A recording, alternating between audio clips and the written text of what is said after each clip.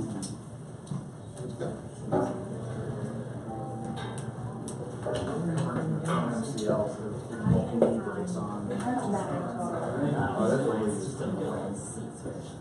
it going? Okay, we're good to go. All right.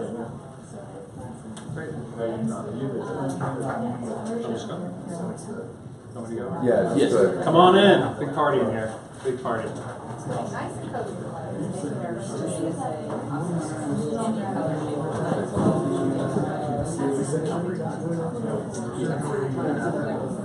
Hey, y'all, you want to get started? Awesome. Great. Well, thanks everybody for being here. Packed house. Really humbled for it. And I also know I'm in 3 different groups, so I might as well make my new home. We're going to talk about a very exciting topic, sales ops. Yes. So we'll try to keep it fun because it is actually important. What you'll see, or maybe I've seen in previous startups, is how important execution is in the big picture. You can have the best ideas go out there, but you're probably going to have to scale one way or the other. And without the execution part, it's just a tough putt. There's not enough hours in the day, even if you're up 24/7. Click one. Awesome. Oops. Great. So here's what Lindsay asked me to be here today with my background. I hope that I'm qualified enough. If not, boo me off stage. No harm, no foul here. A little bit about me. Originally from Northeast Pennsylvania, coal mining town. Catholic church, like to count the sins. So there's a lot of counting, there's a lot of owning, there's a lot of ownership. There's a lot of process that kind of got ingrained to me my first 20 years. Shifted off to Philadelphia. Anybody know what that place is? No. That's good. Yes, I've been there. Yeah, the state, the Philadelphia state. Yeah. Okay, so that's Pat's. Pat. Really cool. Of course, GE Capital, known for Six Sigma and operations, really strong on the sales side. And then most recently, kind of my world pushing me into the fintech side, which affectionately makes me guys one of you. Back on kind of the startup side here, so I feel everything you go to. But hopefully I can share from some of my experience, whether it's been on a B2B side, B2C, I said just as a project management. But for fun, I want to give you guys the opportunity somebody to win $1 million here today. Let's just practice here. Who's this guy in the middle? You gotta be paying attention. I'm your client now. I'm your prospect. Remember what's on the first slide? Can we go back to the original slide? Oh, okay. And back down. Anybody got it? Very cool. Yes, Dr. Dave. So, congratulations. Not $1 million, but it's beautiful. Still the $1 million offer. You got to stay till the end, of course. But who is it? It's Dr. Dave from Space Odyssey. Awesome. Let's move along, please. All right. So, 10 things, actually a big 11 things that I wanted to talk to you guys on today. I want to keep this really interactive. I met a lot of you kind of for the mentoring session and see how we can help each other. And a lot of folks are at different stages, whether this is their ex company, their first company, business proficiency. And I think there's a lot of good bites that we can kind of go with. So here's all the good stuff we'll get to. We'll see it at the end. If we can push along, please. All right, so as I view it, there's 2 types of companies here kind of at this stage. You're either from a sales standpoint and how you're going to need to scale. It's either you're on the enterprise side or on the transaction side. So transaction, probably more typical B2C play. Either now or at the very least in the near future, you should be making at least 10 calls a day, if not a lot more, particularly your team. Frankly, up to maybe 40 if it's a true you're dialing for dollars, trying to break into a new market, do a land grab. The other side, I'd say, is more enterprise. You're reaching out to maybe 1 or 2 entities, probably have to talk to 4 or 5 people. It's going to be a much longer sales cycle. So keep that in mind, whether you are enterprise or transactional. And then next up, we're going to have a fun little exercise to stretch here in our tight room. So everybody, close your eyes for a second. All right. If you are, I'll call it a notebook person, you tend to write notes on calls, or frankly, if you even have a notebook with you here, put your hand or hands in the air.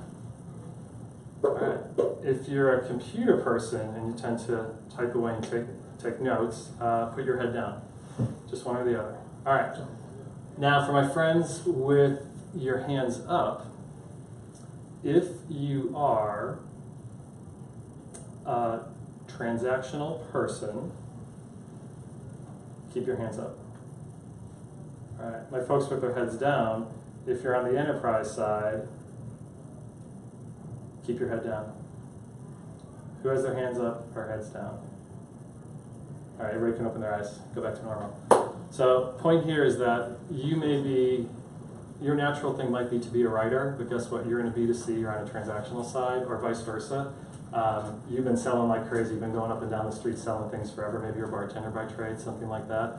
But you're doing an enterprise sale now, and you're going to have to get to know maybe 5 different executives, different personalities. My point here is that if you're not comfortable with the pencil and you're doing big calls to a lot of people, you may have to develop the personas, and this is something to think as you process and scale and the folks that you hire. But I'd say more so here, as we're moving more of a transactional model, a lot of the folks that I met here, you may not have, in my experience, have the time in the day to be able to handwrite notes, do different things, enter into a system, enter into your spreadsheet, enter into a CRM, while you could be making another 5 calls. So has anybody experienced that or is going through this transformation? Awesome. Cool. Moving on. All right. Interview guide. And some of you, I apologize if you're already past this stage, but as you guys have launched or figuring out what you were selling, who developed a formal interview guide here? 1, 2, 3. Okay. Interview for what? Do you want to share what you did? Well, what I think he means is I interviewed customer discovery interviews. Is that Okay. Got it. Yeah. Anybody else? Great. We need ICOR. Okay. We'll work on 2 or 3 of the questions that you chose. So I think this will be helpful for the other folks in the group. And trust me, this will help with your scaling and processes. But just want to start with some of these building blocks up front. They're very specific to my industry, which is really niche and I wouldn't help other people here. You sure? So what was the types of questions? They were regarding kind of total dollar value of infrastructure, current budget for management prevention versus eradication, and kind of also like awareness of problem, that kind of thing. Okay. I'll share, yeah. Yeah. So we help make party and event planning easier. And so when I sat down and we're a transactional business, I was asking things like, when you go to plan a party or an event, what's the first thing you do? And how long does this take you? I was trying to get a feel for their whole process and where the pain points were. Great. That's wonderful. Yeah, so in experience, what I found, once again, in your shoes again as a startup, tough enough to get folks on the phone sometimes, pretty easy to find out that they're not going to be a customer. But then what do you ask and how do you make it valuable? So a lot on this screen here, and it talks about different segmentations, the problems, whether you have a niche product here. But my suggestion would be to have 2 or 3 questions that are exactly the same going previous to, for example, what was the most common objection to having a party at your house? So make it very clear. It could be something from a regulatory standpoint, particularly, which competitor do you feel pushed you out of space if you're looking for competitive intel?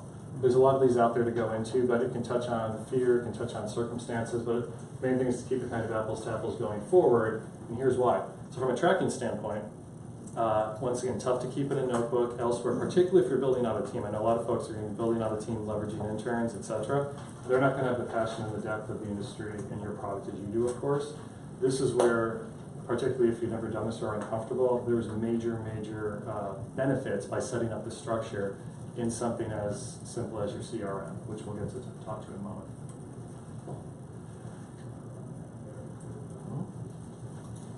Ooh, speed dating, yay. All right, so politics, way aside, and I couldn't find a good graphic for it. But if you were to go to 1600 Pennsylvania Avenue and knock on the door and say, hello, Mr. President, do you like salad? You would probably get a quick no. So, point is, move on, push on, go back to maybe your qualifying questions that you want next. But also here, I know a lot of folks are saying, what do I do in Austin? I'm new to Austin. What events do I go to? Where is it going to be worth your while? This is just the same as when you're having a typical call, a sales call, and also procedurally what you're going to follow as you, we'll talk about segmentation and ranking. Has anybody had much success? Who's a good speed dater in here? Tell me about it. For your business or personal. Speed dater, about what I do. Pretty much, I just find their problem and talk about our solution, and then we have a meeting. All the time? Yes, sir. Wow, that's really good. Yeah. So Most of the time, works like 80%. tell us your secret. Where do you go? What do you do, and where do you go in Austin to find it? Like you just look for events that have Okay. a niche. So go to Eventbrite, and Okay. we're in education. So we type in things with education and professional groups that have a lot of professionals in that space. Got it. Where else have folks been going since you guys moved to Austin, or what have you been leveraging? I mean, Capital Factory posts a lot of cool events all the time. Mm-hmm. So you just go to meetup.com and look at what they're posting. Okay. Yeah. And what's been your success rate? So I hear an 80%, which is amazing. Hey, 60 to 70, I'd say. It depends on the quality of the event and Okay. what crowd it attracts. Got it. We've been leveraging an existing sales network to restaurants. Okay. So we created an independent sales rep contract with people that are already repping 5 other companies. Okay. So they're not on payroll, they're pure performance based. But the thing is they've had relationships for 5 to 10 years with these places. So that's the most efficient way to get at it. Great. And so you guys mentioned 60-80% success. What do you consider success? That they're ultimately going to become a client, or what's considered success? I mean, for us, I guess the more relevant would be our barbershop onboarding process. So for we've tried both, like we're trying CRM right now, but Okay. we realized that the most efficient way to onboard them is personal, in person. Okay. You know, we send a guy over, he goes and talks to them, and the conversion rate for that is really high. Okay. He builds a relationship with them. Do That's you- like in the 90s. Do you But, track that? Yeah. Where do you track it? As of right now, it's all on the Excel sheet that we've built ourselves, but we're Okay. planning on transferring that into something that's better. How many folks here leverage a partner network? Just one. And how Is do that you? what I do? Yeah. Oh. That's what you do. That's your Yeah. sales model. And how do you track that? HubSpot. HubSpot. Great. Can Awesome. you explain what that means a little bit more? So, With- leverage a partner network? Can you? I can do it if you want to share. Yeah, so you're basically using people that are already talking to your customer to say, hey, will you rep my product? So they're not your employee, Yeah. Okay. and they're not, so they're a partner. But they'll wear your t-shirt or do whatever they need to do. Is that kind of like a stakeholder? No, they're independent sales rep. So on that note, just to Please. a little more color. Basically, for what we're working with, in every state there's a major gatekeeper that anytime anybody has a problem or an issue or whatever, they go to that person first, right? And so if that person says, we lost a $300,000 contract because of this, goes and says, oh, I don't know them, I don't know their technology, this is what you should do, they're gonna do that other thing, lost a big contract because of that. So because of that, what we end up doing is I go and meet with these people, get a grant to work with them on something small, and they believe in us, and then they go and tell other people, this is the person you need to hire. They can't legally recommend us to that person, though. However, what they can say is, hey, yeah, this would help you out. So I guess that's what I'm asking, that's why I was asking, what do you mean by that? Because I think we're doing that, I guess we are. And I love how you said the term gatekeeper. You stole one of my beautiful terms. As we'll talk about segmentation in a bit. Yeah, gatekeepers are huge because you're right. They are not actually selling per se, but they are influencing, strong influencer from this standpoint. And it's really good to, because you're messaging, you don't probably want to email blast products and a bunch of features to your gatekeepers. Whereas to your folks in the field, and they have 10 different things, bag in hand they want to sell, you want to make sure. So likewise, as you're bringing on my suggestion for employees, once again, they may not mentally be with you or even physically a full 40 hours a week. You probably have to make sure you give them and the basics, what they'll need to close the sale. Cool beans? Awesome. Yes, Is ma'am. that similar to affiliate marketing? What are you talking about? I would say yes. Affiliate marketing. Yeah, but they do it already for so many products. Because they'll sell plates, they'll sell, I don't know, fragrances, they sell a whole bunch of things, or POS systems. They just know chefs, that's it. So So what's their incentive? Yeah. commission. Okay. Or a lead commission, sometimes they don't even close.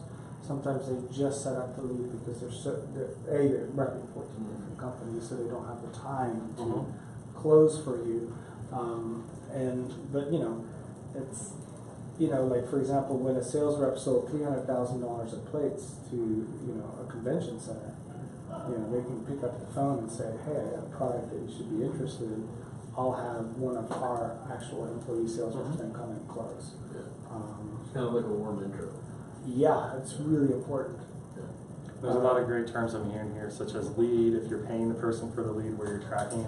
I won't ask for hands, but just kind of take a moment to think in your mind, kind of what's your funnel, how are you tracking it, particularly if there's others that are either influencing or directly selling at the moment. Awesome. Got a question. Please. How easy is it to find these reps and to get them interested in your product? In the restaurant industry, it's really easy. Guess what? You go sit there at 3 o'clock in the afternoon and see who walks in the door. You've got wine reps, you've got liquor reps, you've got all kinds of reps coming in. And the thing is, all these reps know each other, and they're completely product agnostic. They don't care what they're selling. They're more on the sense that, you know what, I'm going to be working with these chefs for the next 20 years. And so you just want to sell to them, and they'll sell to you too. I mean, they're salespeople. They really have a sales personality, though. I think that would be the best. Great question. Thank you. They're buzzing around your customer. Put it that way. All right, so here's the nitty-gritty, some of the tactical. I call it one product, one home, play nice. Has anybody used any of these guys up here? Yeah. Yeah, it's like, ooh, yes. I'm a Salesforce guy, NetSuite, learning Infusionsoft now, Sugar, Siebel back in the day, and probably through a consulting project had to touch this.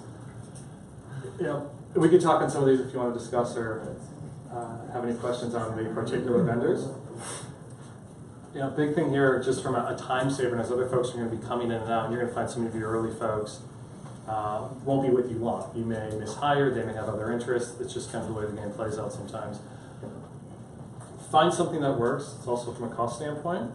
And then secondly, kind of your model. Are you a heavy sort of marketing play model where HubSpot is going to make sense and you want to make sure that your CRM integrates solidly with HubSpot? Or you're more than just a traditional, Salesforce type. You're probably familiar with it, but then also whether you use BigCommerce or somewhere else, maybe for your website and pulling in all these other vendors that help you run your business, what's going to be your primary go-to every morning you're going to go to? Because you want to, we'll look more kind of what's in some of these, but you want everything to show here from your marketing campaigns, and then to an extent that different back office and different, I'd say, data points of interest are going to flow into your CRM. So I'm going to step back here for a moment. As I said, we're trying to help each other here in the group. Anybody with a strong thumbs up or thumbs down for any one of these? NetSuite. Okay. Well, I use NetSuite. I think it depends. I've used it for 2 different companies, and I loved it for one and hated it for another. Mhm. So I think it's very dependent on what you're trying to do. And what were the 2 different types of companies for good and bad? One was a pet product business, and it was very good at managing inventory. Okay. The other one was for a medical manufacturing, Mhm. and it wasn't as good at managing all the processes. Great. Hand up over here. What exactly is NetSuite? What did? So NetSuite, in my opinion, I feel it's more for finances. I mean, I've thought of more of a back office finance, but they've kind of pushed their way into, to a point, inventory, and then also your typical CRM, customer relationship management platform. And yeah, at my last company, we had it. It did not make sense. It did not play nice. And literally not one salesperson. We had a team of, I think, between BDRs and sales, about 20, not one person, especially the sales in the field, ever used it.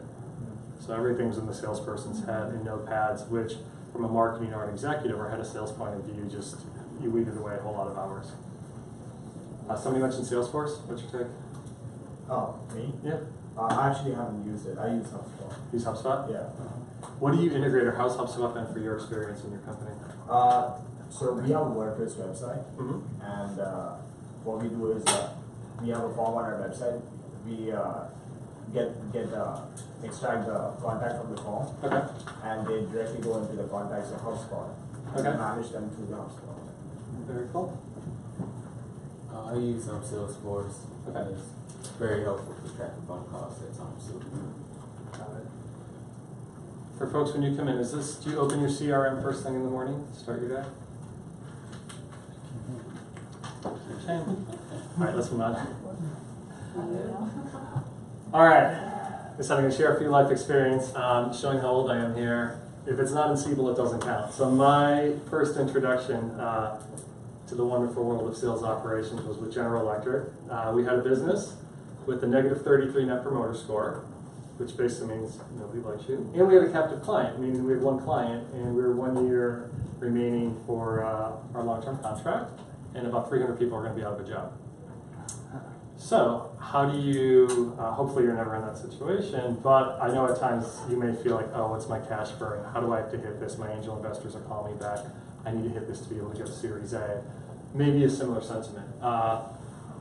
I playfully bring up this keyboard because I found out that my team, if they even used a computer, they were probably using a keyboard like this or still flying with the big pillow because it was more comfortable.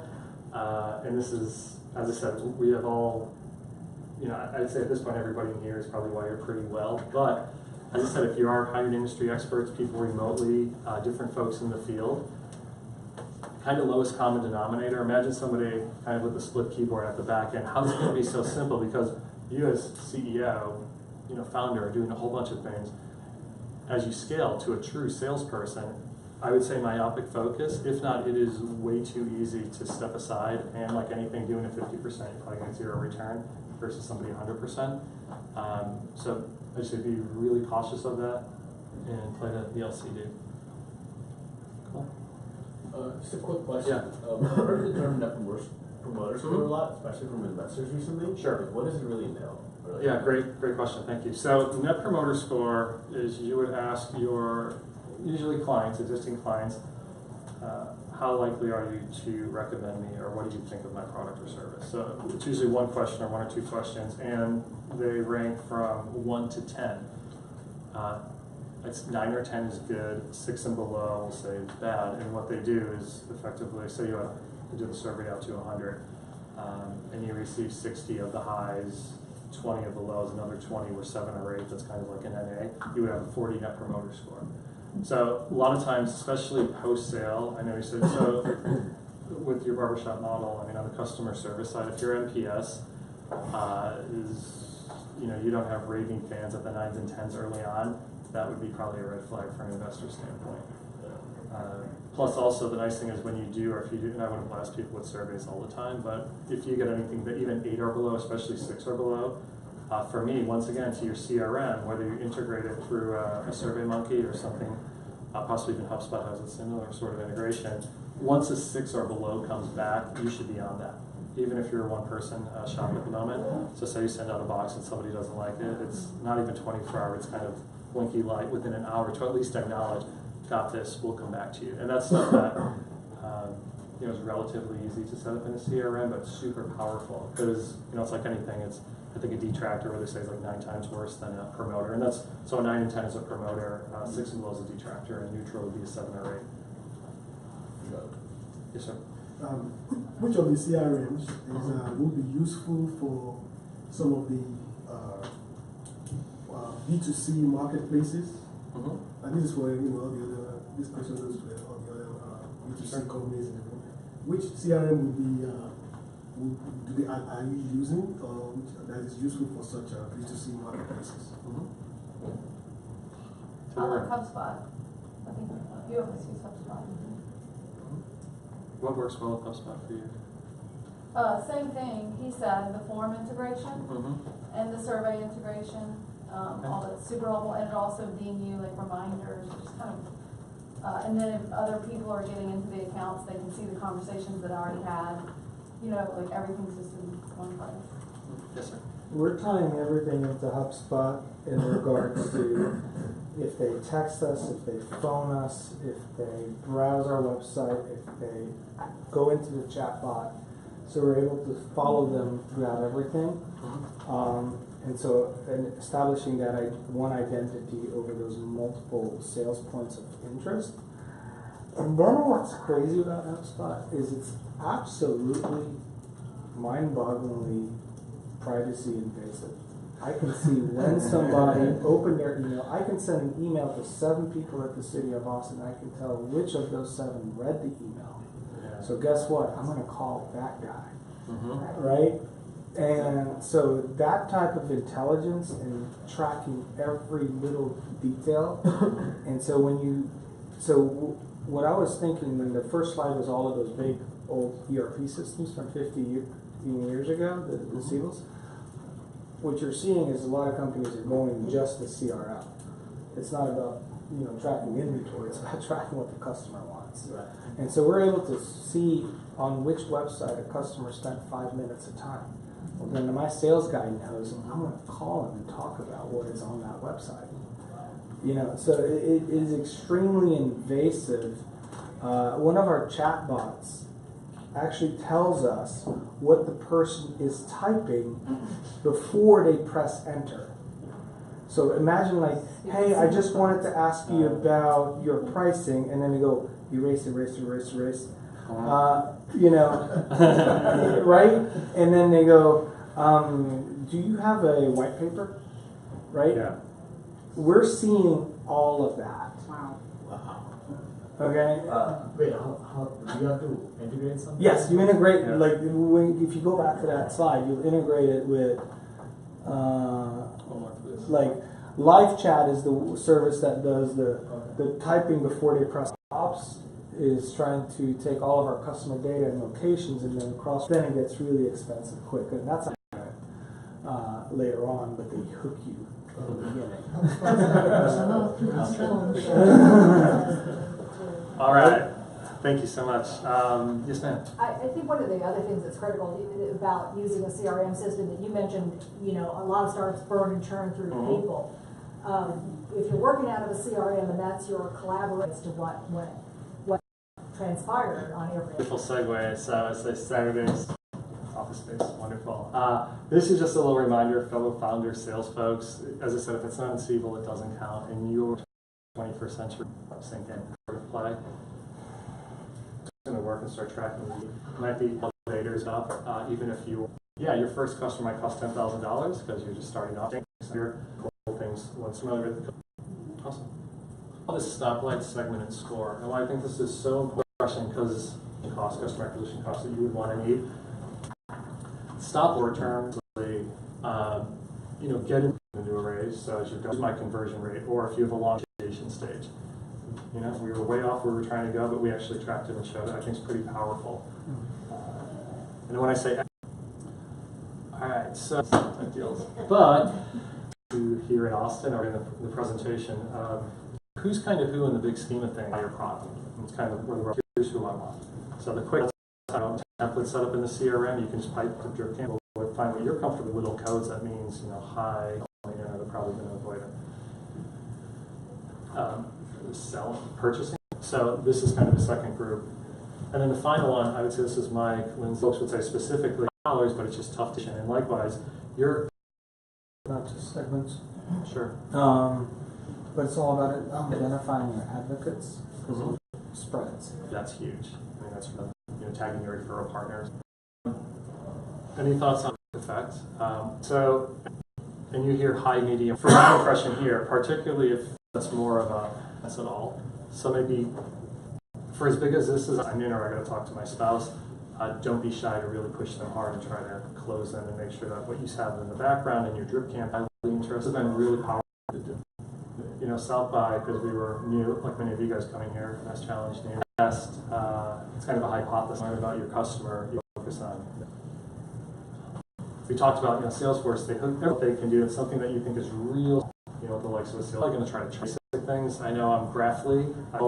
Main thing. I'm doing a seed round. Here's what I think you're just going to be sticky when they get in. It's like, oh, okay. Retention is obviously huge. As early here, there was a great word, but their acquisition cost was, well more than what the typical for really wasn't that good, and your cost was high, and of course, just I call it your batting average, kind of on a conversion.